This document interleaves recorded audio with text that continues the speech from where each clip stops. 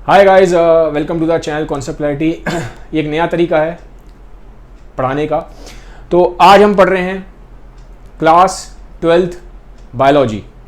हमारा चैप्टर है human health and disease. तो जैसे मोस्टली बायो कौन लेता है, बायो वो लेता है इंसान जिसको आगे जाके डॉक्टर बनना है। तो डॉक्टर के पर्सपेक्टिव से ये चैप्टर बहुत इंपॉर्टेंट है, क्योंकि आपने ज़्यादातर जिनको देखना है उनको कुछ ना कुछ बीमारी होगी, डिसीज़ होती है किसी न किसी इंसान को, जो भी आपका पेशेंट होगा। तो उस पर्सपेक्टिव से भी, क्योंकि आपको डॉक्टर बनना है, ये चैप्टर बहुत इंपॉर्टेंट है। चलिए स्टार्ट करते हैं चैप्टर को। पहली चीज़ आती है हेल्थ है क्या चीज़। ठीक है, अगर मैं बात करूँ हेल्थ की, तो हेल्थ क्या है।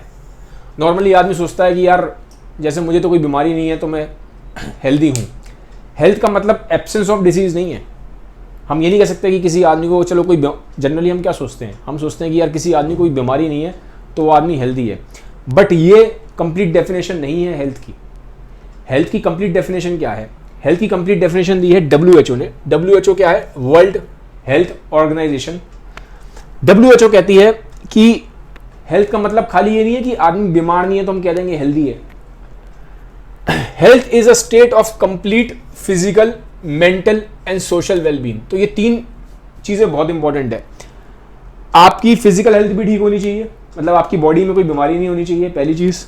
आपकी मेंटल हेल्थ भी ठीक होनी चाहिए, मतलब ऐसा नहीं कि बॉडी तो आपकी ठीक है लेकिन मेंटली आप डिप्रेस रहते हो, आप परेशान रहते हो, आप सैड रहते हो, तो ये नहीं होना चाहिए। फिजिकल हेल्थ भी ठीक हो, आपकी मेंटल हेल्थ भी ठीक हो, मतलब दिमाग से भी आप ठीक हो।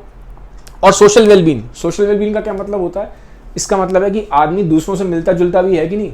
ऐसा तो नहीं कि पूरे दिन सिर्फ कमरे में बैठा रहता है, लोगों से मिलता जुलता नहीं है। तो क्या आप जब लोगों से मिलते जुलते हैं तो आप ठीक से मिलते हैं कि नहीं मिलते हैं?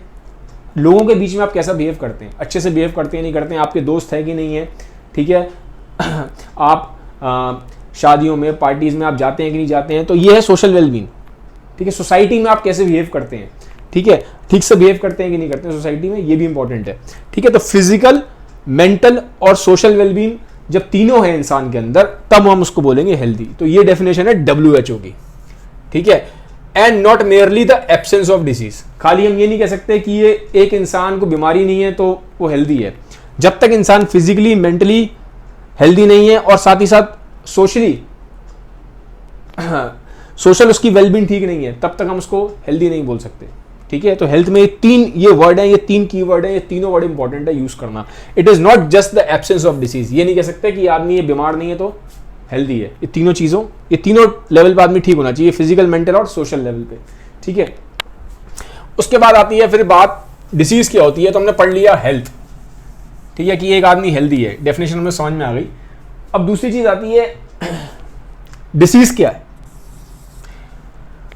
जैसे आपकी बॉडी काम कर रही है, ठीक है, नॉर्मल हमारी बॉडी सही से काम कर रही है, लेकिन मान लीजिए आपको सर्दी जुकाम हो गया, कोई बैक्टीरिया आ गया आपकी बॉडी के अंदर, या आपकी बॉडी के अंदर कोई वायरस आ गया, तो क्या होगा? आपकी बॉडी फिर नॉर्मल काम नहीं कर पाएगी। ठीक है, जब आपको खांसी आ रही है, जब आपको जुकाम हो रहा है, या जब आपका ब्लड प्रेशर बढ़ रहा है, तो ये क्या हो रहा है कि बॉडी की नॉर्मल जो फंक्शनिंग है वो डिस्टर्ब हो रही है। तो जब भी बॉडी की नॉर्मल फंक्शनिंग आपकी डिस्टर्ब होगी, उसको हम बोलते हैं डिसीज। डिसीज का मतलब क्या है? Interruption of normal structure and function of any part of body. मतलब बॉडी में आपके कहीं पे भी, आपकी बॉडी नॉर्मल काम कर रही थी, मान लीजिए आपकी बॉडी कल तक नॉर्मल काम कर रही थी, लेकिन आज आपकी बॉडी में कुछ प्रॉब्लम आ गई, आपका हार्ट कुछ खराब हो गया, आपकी किडनी कुछ खराब हो गई। ठीक है, भगवान ना करे आपके साथ कभी ऐसा हो, समझाने के लिए। मान लीजिए कोई भी आपका ऑर्गन डैमेज हो गया, या आपकी बॉडी में कोई बैक्टीरिया, वायरस ने अटैक कर दिया, कोई डिसीज आपकी बॉडी में क्रिएट हो गई।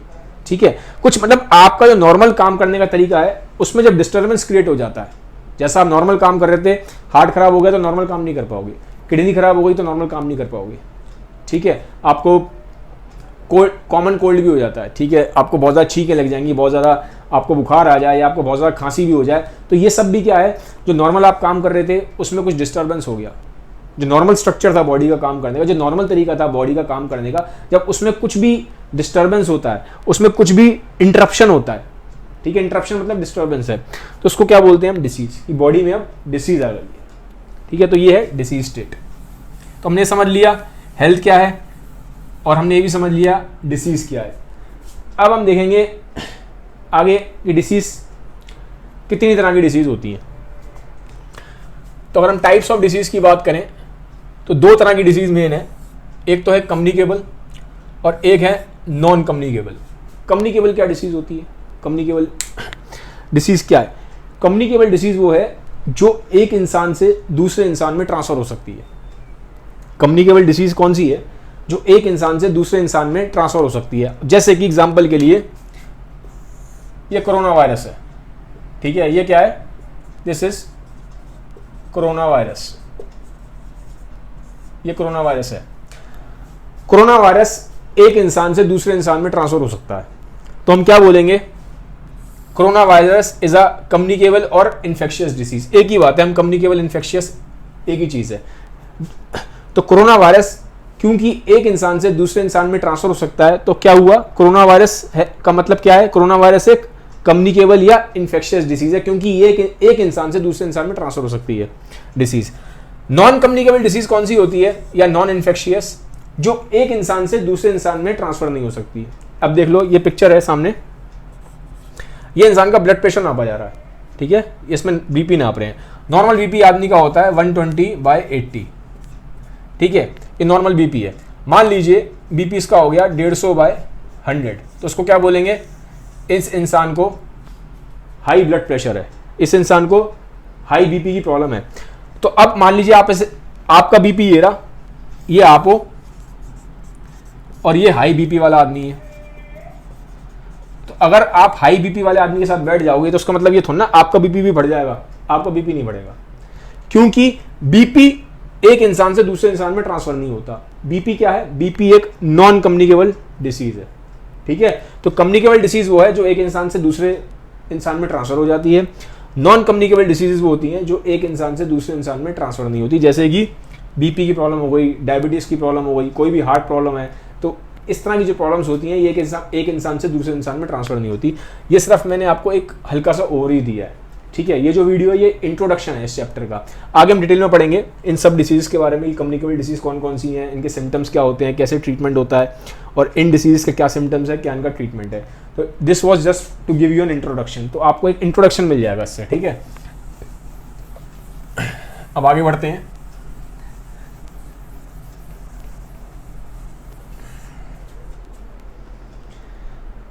आता है, पहले पढ़ेंगे हम कम्युनिकेबल डिसीज के बारे में। जैसा कि हमने पीछे स्लाइड में पढ़ा, कम्युनिकेबल और नॉन कम्युनिकेबल डिसीज होती है। हम पढ़ रहे हैं कम्युनिकेबल डिसीज के बारे में, ठीक है। कम्युनिकेबल डिसीज जैसा कि मैंने बोला, एक इंसान से दूसरे इंसान में ट्रांसफर हो जाती है, लेकिन ट्रांसफर कैसे होगी, ठीक है। पहली चीज तो यह कि ये कॉज कैसे होती है। देखो इसमें इंपॉर्टेंट क्या है, कम्युनिकेबल डिसीज हमेशा कॉज होगी किसी पैथोजन की वजह से। पैथोजन क्या होता है? पैथोजन एक ऐसी चीज है, एक ऐसा ऑर्गेनिज्म है, एक्चुअली माइक्रो ऑर्गेनिज्म होता है, बहुत छोटा होता है, आपको नजर नहीं आएगा, ठीक है। तो ये इसकी वजह से कम्युनिकेबल डिसीज होती है। जो माइक्रो ऑर्गेनिज्म होता है, माइक्रो ऑर्गेनिज्म मतलब बहुत छोटा, आपको दिखाई नहीं देगा, माइक्रोस्कोप से दिखाई देता है।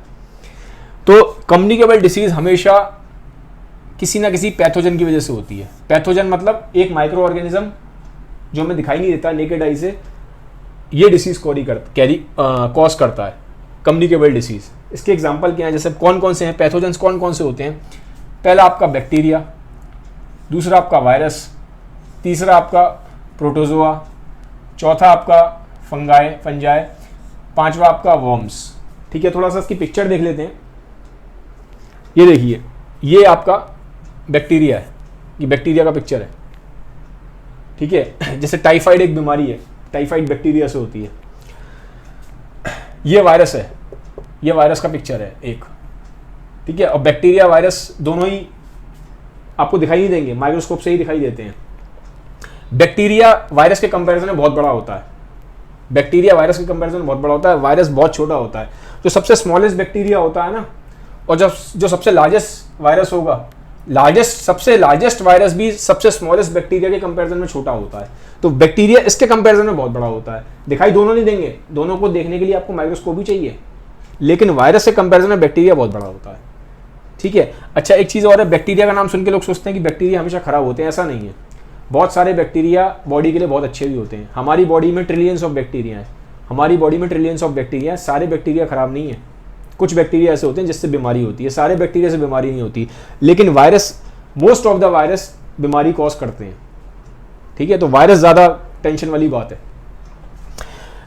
फिर ये प्रोटोजोआ है, ठीक है, ये एग्जांपल दिया प्रोटोजोआ। प्रोटोजोआ भी कई तरह के होते हैं, जैसे अमीबा भी एक प्रोटोजोआ है, ठीक है, पैरामीशियम है। तो अभी इतने डिटेल में नहीं आना, सिर्फ समझ लो, ऊपर ऊपर बताया मैंने आपको। ये फंजाई का पिक्चर है, ठीक है। तो अभी आपको एक हल्का सा मैंने ओवरव्यू दे दिया है। अब वॉर्म भी देख लो, ये वॉर्म्स हैं। ये क्या है, ये दिखाई दे रहे हैं आपको पिक्चर में, ये वॉर्म्स हैं। ये आप देखिए,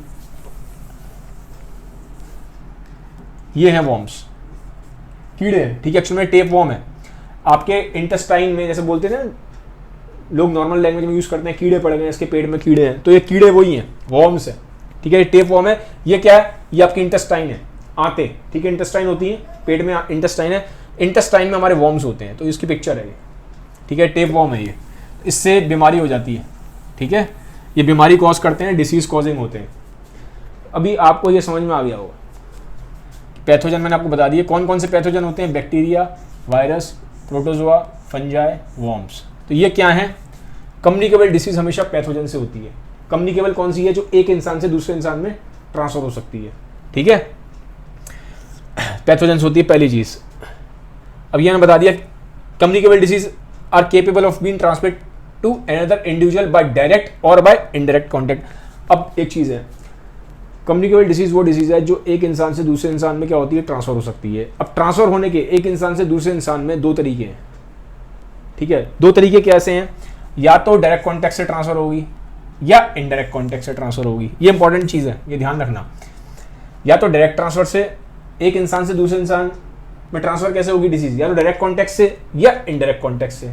अब इन दोनों को देखेंगे, डायरेक्ट और इनडायरेक्ट कॉन्टैक्ट में से कैसे डिसीज ट्रांसफर हो रही है एक इंसान से दूसरे इंसान में, ठीक है। तो दो इंपॉर्टेंट पॉइंट है इसमें। पहली चीज, कम्युनिकेबल डिसीज हमेशा किसी ना किसी पैथोजन की वजह से होती है, बैक्टीरिया, वायरस, प्रोटोजोआ, फंगाई और वॉर्म्स। तो ये एग्जांपल है, किसी ना किसी पैथोजन की वजह से होगी। और एक इंसान से दूसरे इंसान में जब भी ट्रांसफर होगी तो या तो डायरेक्ट मीन से होगी या इनडायरेक्ट मीन से होगी, ठीक है। अब हम पढ़ेंगे इन दोनों को कि डायरेक्ट मीन्स कौन से हैं और इनडायरेक्ट मीन कौन से हैं।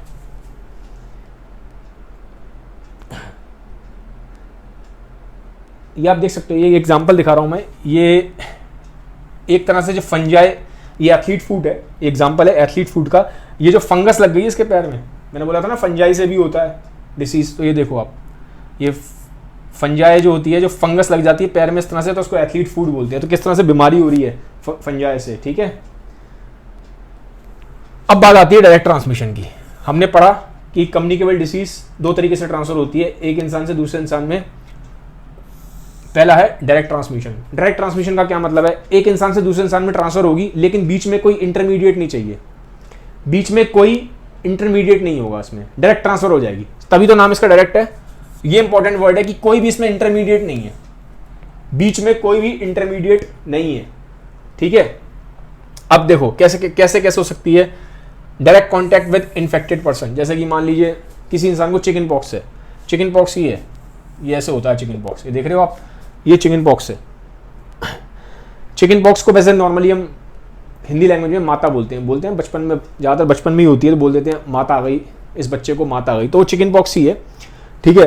तो ये जैसे मान ली किसी इंसान को चिकन पॉक्स है और आप उससे हाथ मिला रहे हैं, उसके गले मिल गए, ठीक है, तो आप डायरेक्ट कॉन्टैक्ट में अगर आ गए ऐसे इंसान के, तो ये आपको ट्रांसफर हो जाएगी, ठीक है, पहली चीज़। फिर डायरेक्ट कॉन्टैक्ट में क्या है, ड्रॉपलेट इन्फेक्शन। जैसे मान लीजिए एग्जाम्पल इसका कॉमन कोल्ड है, ठीक है, कॉमन कोल्ड मतलब जुकाम।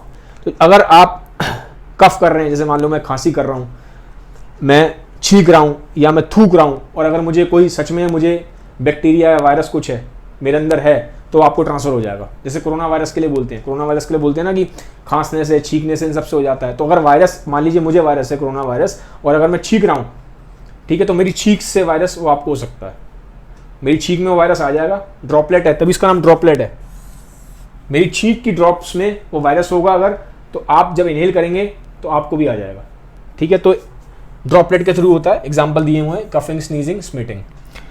फिर आता है इंजरीज के थ्रू भी होता है डायरेक्ट ट्रांसमिशन। इंजरीज के थ्रू कैसे, जैसे मान लो बाइक चला रहे हो और आप गिर गए, आपको कट लग गया, ठीक है, आपके पैर वगैरह में कट लग गया।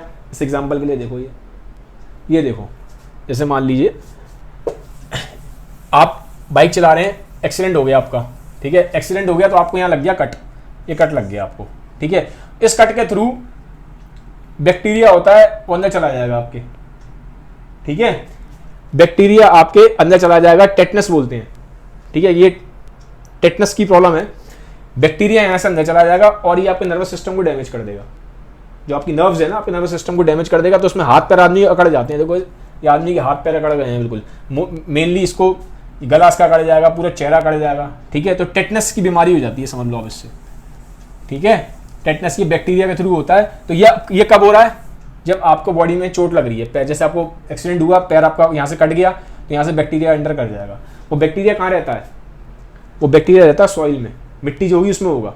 तो उससे उस मिट्टी के थ्रू बैक्टीरिया वहाँ मिट्टी में था, आपको चोट लगी, वो बैक्टीरिया आपके इसमें आ गया बॉडी में, फिर ब्लड के थ्रू पूरे आपके नर्वस सिस्टम को डैमेज कर देगा, ठीक है। तो ऐसे फिर इंजरीज के थ्रू भी प्रॉब्लम हो जाती है, ठीक है ना। जैसे नाम एग्जांपल के लिए टेटनस, जो भी मैंने आपको बताया पीछे। फिर एनिमल बाइट से क्या होता है? रेबीज। जैसे क्या होता है, बहुत कॉमन भी है ये, जैसे ये देखो, ये डॉग है, ठीक है।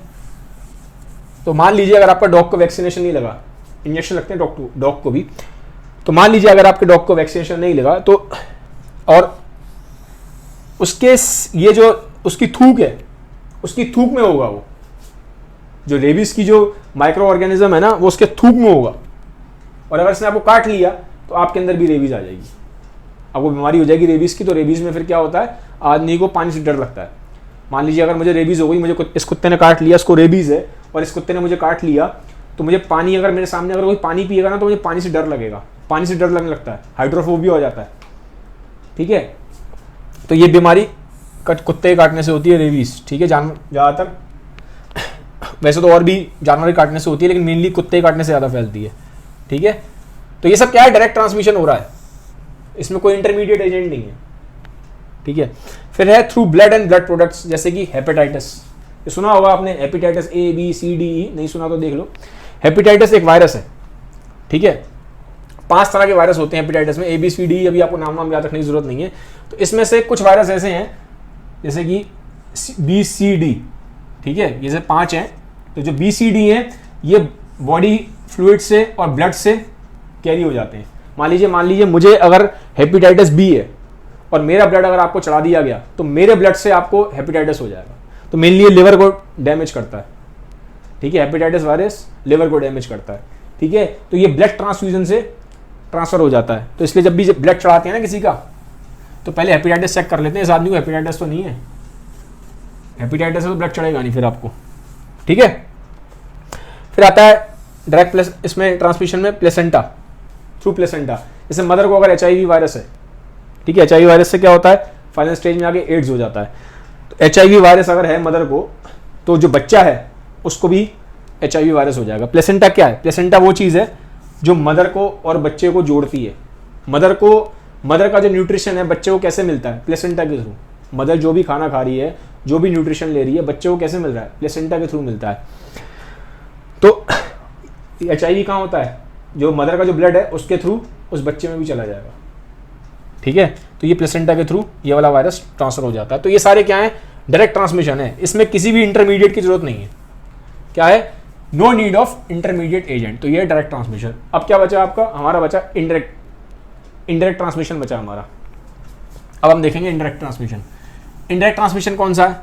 नाम से समझ में आ रहा है, डायरेक्ट में इंटरमीडिएट एजेंट नहीं था, इनडायरेक्ट में इंटरमीडिएट एजेंट प्रेजेंट है। अब ये इंटरमीडिएट एजेंट है कौन सा? हमने ये देख लिया कि इनडायरेक्ट में इंटरमीडिएट एजेंट प्रेजेंट होता है। अब इंटरमीडिएट एजेंट कौन सा है? कौन है इंटरमीडिएट एजेंट? इंटरमीडिएट एजेंट है वेक्टर। जो इंटरमीडिएट एजेंट होता है उसको वेक्टर बोला जाता है, ठीक है। ये वेक्टर होता है, ये पैथोजन कैरी करता है। ये जो वेक्टर होगा ना, यही बीमारी फैलाएगा, यही बीमारी फैलाएगा। इंटरमीडिएट एजेंट प्रेजेंट है, ठीक है। जैसे एग्जांपल के लिए हाउस फ्लाई। हाउस फ्लाई मतलब मक्खी। तो इसलिए हम बोलते हैं ना कि कहीं हम देखते हैं फल ले रहे हो आप कहीं से, सड़क पे जब हम फल लेते हैं देखते हैं कटे हुए फल नहीं लेने चाहिए, साफ होना चाहिए। कटे हुए फलों पर मक्खी बैठती रहती है, मक्खियों से बहुत बीमारी होती है। कि मक्खी एक वेक्टर है, इनडायरेक्ट ट्रांसमिशन हो जाता है डिसीजेस का। अब देखो एग्जांपल के लिए, ये देखो, ये मक्खी है, ठीक है। देखने में बड़ी इनोसेंट सी लगती है, लेकिन बहुत सारी डिसीजेस कैरी कर लेती है। ये मक्खी अपनी बॉडी में बहुत सारे बैक्टीरिया कैरी करती है, बहुत सारे बैक्टीरिया। और जब ये किसी फूड पे बैठती है, मान लीजिए तरबूज पे बैठ गई, तो उल्टी कर देती है, वॉमिट कर देती है, तो वो बैक्टीरिया उस तरबूज पे आ जाएगा। दिखाई तो देता नहीं है बैक्टीरिया, आप वो तरबूज खा लेंगे, आपको बीमारी हो जाएगी। ठीक है, तो इनडायरेक्ट ट्रांसमिशन हुआ, क्योंकि मक्खी के थ्रू आपके अंदर आया। वो मक्खी एक वेक्टर है, वेक्टर मतलब एक इंटरमीडिएट एजेंट है, तो मक्खी के थ्रू ये प्रॉब्लम आपके अंदर आई है। ठीक है, तो मक्खी डेंजरस है, इसलिए बोलते हैं साफ सफाई रखो, कंटेमिनेशन नहीं होना चाहिए फूड का। ठीक है, मक्खी से कौन कौन सी बीमारियां होती हैं देख लेते हैं नाम। Typhoid fever, E coli, cholera, ये काफ़ी कॉमन है। ठीक है, तो ये 2-3 आपको नाम पता होने चाहिए, ये थोड़े इंपॉर्टेंट नेम्स हैं, आपकी बुक में भी दिए हुए हैं। फिर सेकंड क्या इंपॉर्टेंट है, इनडायरेक्ट ट्रांसमिशन में वेक्टर कौन सा है। पहला तो मक्खी हो गया, मक्खी के थ्रू बीमारियां फैलती हैं, वेक्टर एक हो गया। सेकंड आ गया मॉस्किटो। मॉस्किटो का मतलब क्या है, मच्छर। ठीक है, मच्छर। अब मच्छर से तो हमें पता ही है काफ़ी बीमारियां फैलती हैं, देख लेते हैं कौन कौन सी फैलती हैं। मच्छर से काफ़ी बीमारियां फैलती हैं। ठीक है, मच्छर काफ़ी डेंजरस होता है, ध्यान रखना जरूरी है। इसलिए अब देखा होगा, जब भी जहाँ पे मच्छर इकट्ठा होना स्टार्ट हो जाते हैं तो उस जगह को हमें साफ रखना बहुत ज़रूरी है। ज़्यादातर पानी वानी में आप देखोगे बारिश के मौसम में, ठीक है, तो कूलर में पानी की टंकी होती है नीचे, वहाँ पे मच्छर जमा हो जाएगा। या पानी जहाँ पे गंदा हो रहा है, गंदा पानी होगा तो वहाँ आपको दिखाई देंगे मच्छर काफ़ी सारे। तो मच्छर से बहुत बीमारियाँ होती है, तो मच्छर डेंजरस है, तो मच्छर नहीं होने चाहिए आपके घर में। ठीक है, अब कौन कौन सी बीमारियाँ होती हैं, अब देखो। पहली बीमारी मलेरिया। मलेरिया बहुत कॉमन बीमारी है, नाम भी सुना होगा आपने। तो ये एक फीमेल मच्छर के काटने से होती है। ठीक है, एनोफ्लिस इसका नाम है, ये स्पीशीज़ है, मच्छर की एक स्पीशीज़ है, तो इसके काटने से होती है मलेरिया। ये आपको नाम याद रखना इंपॉर्टेंट है। ठीक है, किस मच्छर से कौन सी बीमारी हो रही है, ये नाम कुछ 3 नाम आपकी बुक में दिए हैं, तीनों इंपॉर्टेंट है, आपको याद रखने जरूरी है। फिर दूसरा एक मेल मच्छर होता है, उसकी स्पीशीज का नाम है क्यूलेक्स। इससे बीमारी होती है फिलेरिसिस। ठीक है, फिलेरिसिस देखो, ये इस आदमी को फिलेरिसिस है, पैर देख रहे हो आप इसके कैसे सूज गए हैं, ये देखो, इसे ये बीमारी है फिलेरिसिस। तो ये एक मच्छर के काटने से हुई है। तो आप सोचो मच्छर का काटना कितना डेंजरस है। मजाक मत लीजिए, कभी भी लगे आपको मच्छर आपके घर में ज़्यादा इकट्ठे हो रहे हैं तो उसको किसी भी तरह से हटाइए वहाँ से। ठीक है, साफ सफाई का ध्यान रखना ज़रूरी है। फिर एक बहुत कॉमन डिसीज है डेंगू, डेंगू भी बोलते हैं। तो इससे वैसे तो ट्रीट हो जाती है, लेकिन अगर नहीं ट्रीट कर पाए, अगर बिगड़ गया डेंगू, तो डेथ भी हो जाती है। इसमें क्या होता है, आपके ब्लड के प्लेटलेट गिर जाते हैं। ठीक है, ब्लड में प्लेटलेट्स होते हैं, वो गिरना स्टार्ट हो जाते हैं, तो बहुत ज़्यादा गिर जाए तो फिर डेंगू से डेथ भी हो जाती है। डेंगू किससे होता है, फीमेल मच्छर की स्पीशीज़ है एडिस इजिप्टी। ठीक है, नाम इंपॉर्टेंट है, याद रखना, इसके काटने से होती है।